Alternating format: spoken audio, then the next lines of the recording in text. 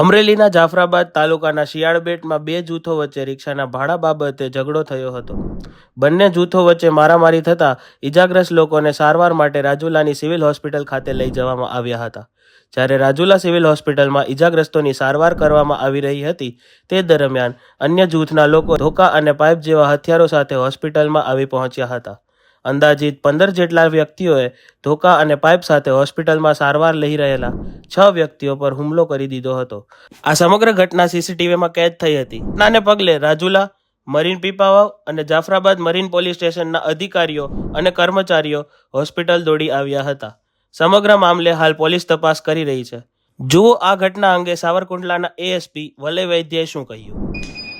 આજે બપોરના ટાઈમે એક જાફરાબાદ મરીન પોલીસ સ્ટેશનના શિયાળબેટ જે ટાપુ આવેલ છે ત્યાં આગળ એક ઝઘડાનો બનાવ બન્યો હતો. જે ઝઘડાનો બનાવ મેઇનલી એ બાબતનો હતો કે જે ફરિયાદી છે એ ફરિયાદીની પોતાની રિક્ષા છે ને રિક્ષાના ભાડા બાબતની બબાલ હતી.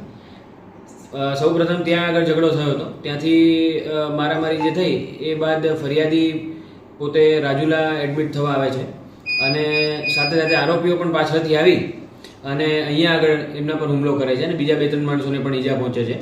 તો આ રીતનો એક બનાવ બનેલ હતો. અત્યારે એ જે બનાવ બન્યો છે એ બાબતની ફરિયાદ લેવાની પ્રક્રિયા ચાલુમાં છે.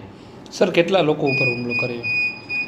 અત્યાર સુધી 4 જેટલા લોકો અમને મળ્યા છે કે જેમના પર અલગ અલગ ટાઈપના હથિયારોથી હુમલો થયો છે. એક વકીલ છે, એમને પણ અહીંયા હતા, એમના પર પણ હુમલો કરવામાં આવેલ છે.